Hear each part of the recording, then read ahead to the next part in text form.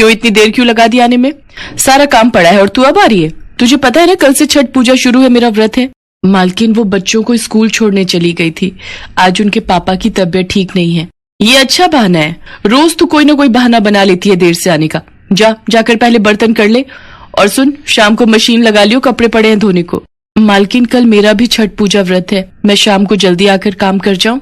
ठीक है कर चाहिए, अब जाकर काम कर। खड़ी क्यों है, अब क्या हुआ? मालकिन वो छठ पूजा के लिए सामान खरीदना था, कुछ रुपए एडवांस चाहिए थे। शाम को कपड़े धोने आएगी, फिर बात करूंगी, अभी मैं काम कर रही हूँ, अभी जा। शोभा काम निपटा कर घर आ जाती है। शोभा, ये 200 रुपए रख ले, मैंने मालिक से उधार मांगे थे, कल तेरी पूजा के काम आ जाएंगे। मैंने मालकिन से भी पैसे मांगे हैं, शाम को वो मुझे एडवांस थोड़े से रुपए दे देंगी। मम्मी, तुम्हारा छठ पूजा का व्रत है तो तुम खीर पूरी और सब्जी बनाओगी ना? हाँ शालू बिटिया, मैं तुम सबके लिए प्रसाद बनाऊंगी। शोभा शाम के समय कपड़े धोने के लिए जाती है। ढेरों कपड़े धोने के बाद शोभा अपनी मालकिन से कुछ रुपए मांगती है। उस समय मालकिन अपनी छठ पूजा के लिए सामान मंगा कर रख रही थी। रामदीन, ये पूजा का सारा सामान रसोई में रख दे। फल, मेवा, बांस की टोकरी और भी सारा सामान जो भी छठ पूजा का है बिल्कुल तरीके से रसोई में रखना। सुषमा, और कुछ मंगाना है तो बता दो, मैं बाजार जा रहा हूँ, लेता आऊंगा। मालकिन वो कपड़े धुल गए थे, वो सुबह मैंने आपसे कहा था कुछ रुपए एडवांस के दे देती, मुझे पूजा के लिए सामान लेना है। अभी रुक जा, देख नहीं रही है काम कर रही हूँ, थोड़ी देर इंतजार कर। शोभा पैसे लेने के इंतजार में खड़ी रहती है और उसकी मालकिन छठ पूजा के सामान की लिस्ट बनाती रहती है। शोभा को खड़े खड़े 1 घंटा बीत जाता है। इतनी देर में मालकिन का पति भी सामान लेकर घर आ जाता है। अच्छा हुआ तुम बाकी का सामान ले आए, पता नहीं कल से व्रत शुरू है, अब शुरू करूंगी तो सुबह तक तैयारी कर पाऊंगी। मालकिन, रात होने वाली है, मुझे बाजार भी निकलना है, बाजार में भीड़ हो जाएगी, आप मुझे वो पैसे दे देती। पैसे तो मैं दे देती, पर हमारा इतना खर्चा हो गया है, अब तू ही बता, तू ऐसे एडवांस रुपए मांगती रहेगी तो हम तो तर गए। मैं एडवांस नहीं दे सकती, देख पहले ही हमारा छठ पूजा के लिए इतना खर्चा हो गया है। अब मैं तेरे मालिक से अगर कहूंगी कि तू एडवांस रुपए मांग रही है तो वो मना कर देंगे, इसलिए मैं नहीं दे सकती। मालकिन, पर आप तो कह रही थी शाम को आप दे दोगी, मेरा व्रत है। मालकिन, मुझे बहुत जरूरत है पैसों की, आजकल सूप, दौरा, सब कुछ, बांस की टोकरी बहुत महंगा आता है, कम से कम 2000 से 3000 रुपए का सामान आएगा। मालकिन, नहीं, तू चाहे मुझे सही समझ या गलत समझ, मैं अभी नहीं दे सकती। अभी तेरे मालिक कमरे में सो गए हैं, अभी तू जा, मेरा दिमाग मत खा। शोभा की मालकिन ने उसका अच्छा फायदा उठाया था। एक गरीब की छठ पूजा एक अमीर के लिए कोई मायने नहीं रखती थी, ये उसकी मालकिन ने साबित कर दिया था। शोभा घर जाकर खूब रोती है, हे छठ मैया, मैं भी आपका व्रत रखना चाहती हूँ, पर सामान के लिए पैसे नहीं है, मैं क्या करूँ? घर में पूरी पकवान कैसे बनाऊंगी मैया? शोभा के पास जो थोड़ा बहुत सामान था वो उसी से ही अगले दिन व्रत को प्रारंभ करती है और घाट पर पूजा करने जाती है। उसी घाट पर शोभा की मालकिन भी पूजा करने के लिए आई हुई थी। वो ढेरों पूरी पकवान से छठ मैया की पूजा करने के लिए पानी में जा रही थी।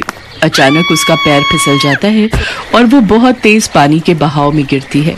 ओरी मोरी मैया, मैं गई, मेरा पैर गया। सुनो जी, मेरा पैर उठ नहीं रहा, लगता है मेरे पैर की हड्डी टूट गई है। अरे ये क्या हो गया, रुको, मैं किसी से मदद लेकर तुम्हें किनारे तक ले चलता हूँ। तभी शोभा की नजर अपनी मालकिन पर जाती है। क्या हुआ मालिक, मालकिन के पैर में क्या हुआ है? पूजा करने के लिए पानी में जा रही थी, चिकनी मिट्टी पर पैर फिसल गया, लगता है पैर की हड्डी टूट गई है, मुझे इसे हॉस्पिटल ले जाना होगा। सुनो जी, जरा इधर आओ, हमें इनके साथ चलना चाहिए। रुकिए मालिक, हम आपकी मदद करते हैं। शोभा अपने पति के साथ उनकी मदद करती है। वो लोग सुषमा को लेकर हॉस्पिटल पहुंचते हैं। घबराने की कोई बात नहीं है, एड़ी में फ्रैक्चर नहीं है, हल्का मांस फटा है, कुछ दिनों में आराम आ जाएगा। अब मैं घाट पर कैसे जाऊंगी, मेरा तो छठ पूजा का व्रत है। मालकिन, आप चिंता मत करो, सब हो जाएगा। शोभा ने खुद भी छठ पूजा का व्रत करा हुआ था, फिर भी वो अपनी मालकिन की पूरी देखभाल कर रही थी।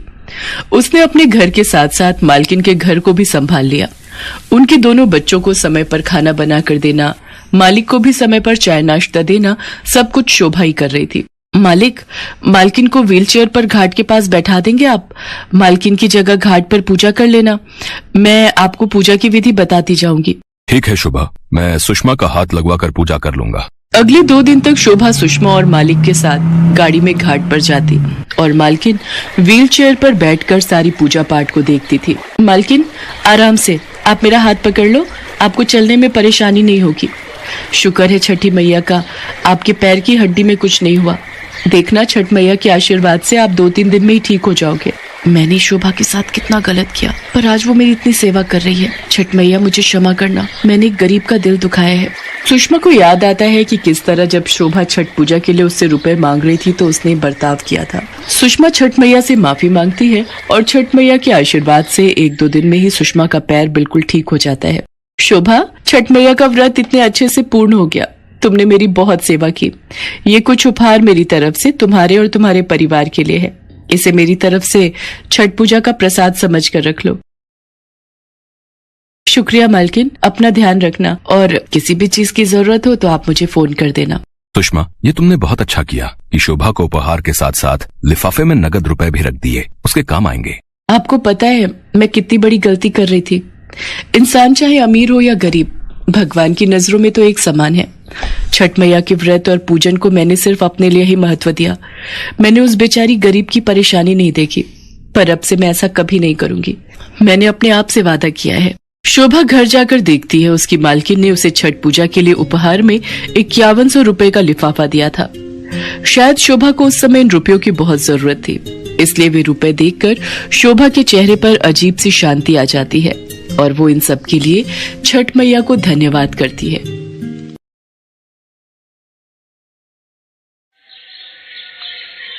संगीता की माँ प्रेमा अभी रसोई से बाहर आई थी कि उनका फोन बज उठा। ये तो संगीता की सास का फोन आ रहा है। जी नमस्ते बहन जी, कैसी हैं आप? कुछ ठीक नहीं है, अपनी बेटी को यहाँ से ले जाओ, हम इसके साथ नहीं रह सकते बस। पर बहन जी हुआ क्या जो आप अपनी बेटी से ही पूछो। ये ले बता अपनी माँ को क्या हुआ है। मम्मी कुछ नहीं हुआ, बस वो दीपक के लिए दूध बनाया था, उन्हें दूध मलाई वाला पीना पसंद है, मैंने बिना मलाई वाला दे दिया। ये लड़की मेरे बेटे के खाने पर नजरें लगाती है। ये तो चाहती है मेरा बेटा सूख कर कांटा हो जाए और ये मोटी ताजी रहे। माँ जी ऐसी बात नहीं है, आप गलत सोच रहे हो। देखिए, अभी भी ये लड़की मेरी माँ से जुबान लड़ा रही है। मुझे इसके साथ नहीं रहना। पहले ही दोस्तों से मेरी नाक कटवा रखी है। जो देखो बस यही कहता है, तू कब बाप बनने वाला है, तू कब बाप बनने वाला है। अब तो तेरी शादी को 10 साल बीत चुके हैं। मैं क्या जवाब दूं? मेरी पत्नी बांझ है, वो मुझे बाप बनने का सुख नहीं दे सकती। एक बांझ लड़की को आपने मेरे साथ जोड़ दिया, ऊपर से घर में हम सबका जीना हराम किया हुआ है इसने। दीपक बेटा ज्यादा खून मत जला, हमारी किस्मत ही फूटी हुई है जो ये बांझिन बहू हमारे खूंटे से बांधी। अब सिर पर खड़ी रहेगी, जा हमारे लिए 2 कप गरम चाय बना कर ला, माथा फटा जा रहा है तेरी शक्ल को देख देख कर। संगीता रोती हुई रसोई में चाय बनाने आ जाती है। हे भगवान, मैं क्या करूं? इसमें मेरा क्या दोष यदि मेरे भाग्य में माँ बनने का सुख नहीं आ रहा। पर इस तरह से बांझ और मनहूस भी सुन सुनकर जीने से तो अच्छा है मैं मर ही जाऊं। अगले दिन संगीता के माता पिता आते हैं। राजरानी उनके सामने तेज तेज बोलना शुरू हो जाती है। अरे हमारी तो मती मारी गई थी जो इस बांझिन को हमने अपने घर में बहू बना लिया। मेरे लड़के के लिए तो लाखों लड़कियां लाइन में लगी थी शादी करने के लिए, पर दीपक के बाबूजी ने आपकी बेटी को पसंद किया। पता नहीं इसके मनहूस कदमों के घर में पड़ते ही वो स्वर्ग से धार गए। बहन जी ऐसा न कहिए, हमने अपनी बेटी को सभी संस्कार देकर आपके घर भेजा था। अगर इससे कोई भूल हो जाती है तो बेटी समझकर माफ कर दिया कीजिए। संगीता, अपनी गलतियों के लिए माँ जी से माफी मांगो। रहने दीजिए बहन जी, ये ढोंग करने की जरूरत नहीं है। ये तो आप भी जानती हैं कि आपकी बेटी गलत है। अब एक ही रास्ता है, इसे कुछ दिन के लिए अपने साथ ले जाइए। जब हमें लगेगा कि ये सुधर गई है हम इसे खुद लेने आ जाएंगे। माँ जी, मैं माँ और बाबूजी के साथ नहीं जाना चाहती, आप ऐसा क्यों कर रही हैं? संगीता, तुम आज ही अपने मायके जाओगी। माँ ने जो बोल दिया सो बोल दिया, नहीं तो तुम मेरा गुस्सा जानती हो। संगीता कोई बात नहीं, तो कुछ दिन के लिए चलकर हमारे साथ रह ले, दामाद जी तुझे लेने आ जाएंगे। संगीता को उस वक्त कुछ भी नहीं सोच रहा था। वो अपने माँ बाबूजी के साथ मायके आ जाती है। मायके आए संगीता को 1 हफ्ता बीत चुका था। माँ, आज 1 हफ्ता हो गया पर दीपक का एक भी फोन नहीं आया। मैंने माँ जी को भी मिलाया, उन्होंने भी कोई फोन नहीं उठाया। मेरा तो मन घबरा रहा है, वो मुझे लेने आएंगे भी ना? तू चिंता मत कर संगीता, हो सकता है दामाद जी को काम का बोझ हो, इसी वजह से उन्हें समय ना मिल पा रहा हो। आ जाएंगे लेने, परेशान मत हो। संगीता के मन में घबराहट हो रही थी। उधर राजरानी और दीपक कुछ और ही खिचड़ी पका रहे थे। दीपक, तूने वकील साहब से बात की? कब बुलाया है उन्होंने? माँ, आज दोपहर को 2 बजे हम वकील साहब से मिलने जा रहे हैं, वहीं इन सब बातों का हल निकालेंगे। देखिए राज रानी जी, दीपक और संगीता की शादी को 10 साल बीत चुके हैं। शादी को काफी अरसा हो चुका है। दीपक और संगीता के तलाक के लिए वक्त लग जाएगा और हो सकता है संगीता इन तलाक के कागजों पर साइन ही ना करे, मुकर जाए, या फिर वो आपसे इस तलाक के लिए बहुत बड़ी रकम भी वसूल कर सकती है। वकील साहब, मैं अब और उस बांझिन बहू को अपने घर में नहीं देख सकती। कोई तो रास्ता होगा जिससे हमें छुटकारा मिल जाए और मैं अपने दीपक की दूसरी शादी कर सकूं। देखिए, हमारे देश के कानून के हिसाब से पति पत्नी तब तक दूसरी शादी नहीं कर सकते जब तक कि उनका पहला तलाक न हो जाए। हाँ, यदि पति या पत्नी में से किसी एक को कुछ हो जाता है या वो मर जाता है, तब उस दशा में कानून दूसरी शादी करने की इजाजत दे देता है। चलिए फिर वकील साहब, हम आपको बता देंगे जैसा भी तय होगा। क्या हुआ माँ, तुम अचानक घर क्यों ले आई? वकील साहब ने कहा यदि पति पत्नी दोनों में से किसी को कुछ हो जाए तो दूसरा ब्याह किया जा सकता है। यदि... माँ मैं समझ गया, तुम्हारा इशारा किस तरफ है। अब मुझे आगे क्या करना है ये बताओ। देख, 2 दिन बाद छठ पूजा आने वाली है। संगीता को आज ही लेने चले जा। अगर पूछे कि दिवाली पर नहीं आए तो बात मेरे ऊपर डाल देना कि माँ का ब्लड प्रेशर बढ़ गया तो बेड रेस्ट था और संगीता बेकार में घबरा जाती इसलिए नहीं बताया। माँ तुम चिंता मत करो, मैं बातों को चीनी की चाशनी में डुबोकर ही बोलूंगा। दीपक संगीता को न जाने कौन सा षड्यंत्र रचकर लेने चल पड़ता है। दीपक को देखकर संगीता और प्रेमा हैरान रह जाती हैं। अरे दामाद जी, आप... संगीता, तुम दामाद जी के पास बैठो, मैं चाय नाश्ता लाती हूँ। माँ जी कैसी हैं? संगीता, माँ की तबीयत खराब हो गई थी। डॉक्टर ने उन्हें कोई भी सदमा देने से मना किया है। हम दोनों के बीच जो भी कुछ हुआ उस बात से माँ बहुत दुखी है। मैं चाहता हूँ कि तुम मेरे साथ वापस अपने घर चलो। तुम्हें देखकर माँ बहुत खुश होंगी। माँ ने कहा है छठ पूजा आने वाली है तो तुम छठ पूजा का व्रत अपनी ससुराल में ही रखो, ऐसी माँ की इच्छा है।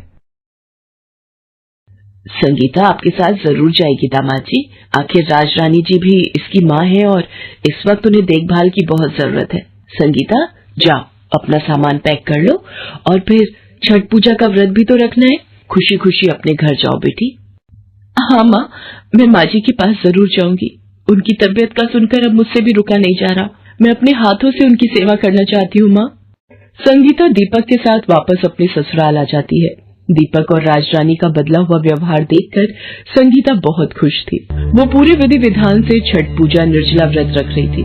नियम पूर्वक संध्या समय पकवान और मिठाई बनाकर घाट पर जाती और सूर्य भगवान को अर्घ्य देकर परिवार की सुख शांति की कामना कर रही थी। छठ पूजा का आखिरी दिन आ गया था।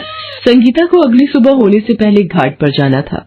राजरानी संगीता से बोली, बहू तुम समय से सो जाओ, फिर जल्दी उठकर घाट पर भी जाना है। थोड़ी थकान भी दूर हो जाएगी, तुम लेट लो। माँ जी आप मेरा कितना ध्यान रखते हो।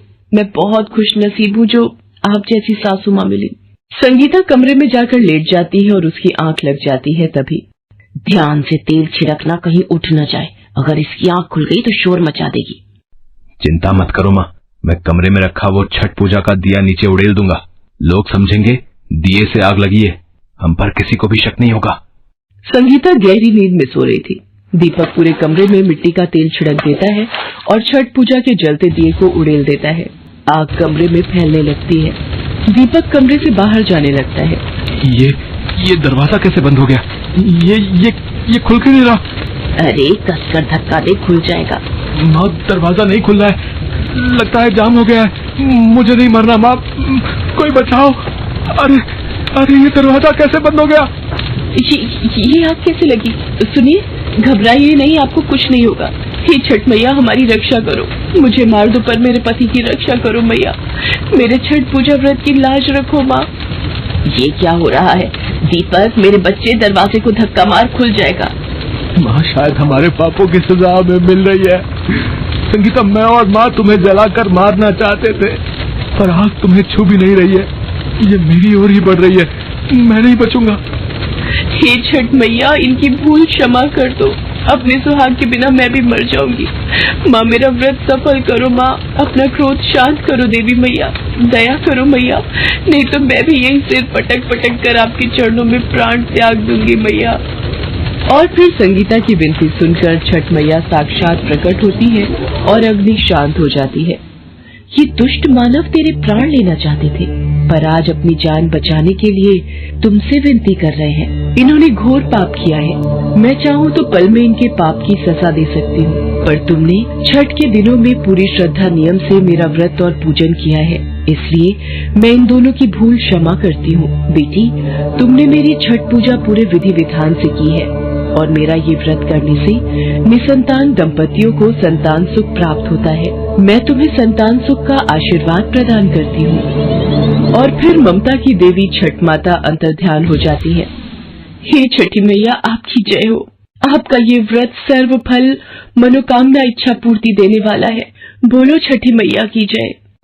छठी मैया आपकी जय हो। संगीता, मुझे माफ कर दो। आज तुम्हारे कारण ही मेरे प्राण बचे और मैं तुम्हें ही मारने जा रहा था। घोर पापी हूँ मैं। संगीता, मुझे माफ कर दो बहू, मुझसे बहुत बड़ी गलती हो गई। हे छठी मैया, मुझे क्षमा कर दो। नारी सदैव ममता की मूर्ति कहलाई है, वो क्षमा की देवी है। ये बात संगीता ने साबित कर दिया था। संगीता पूरे विधि विधान से घाट पर जाकर उगते सूरज को अर्घ्य देकर अपना छठ पूजा व्रत पूर्ण करती है और फिर एक बांझिन बहू की छठ पूजा से छठ मैया खुश होती हैं और उनके वरदान से संगीता को बेटा बेटी दोनों का सुख प्राप्त होता है और वो खुशी खुशी अपने परिवार की देखभाल में लग जाती है।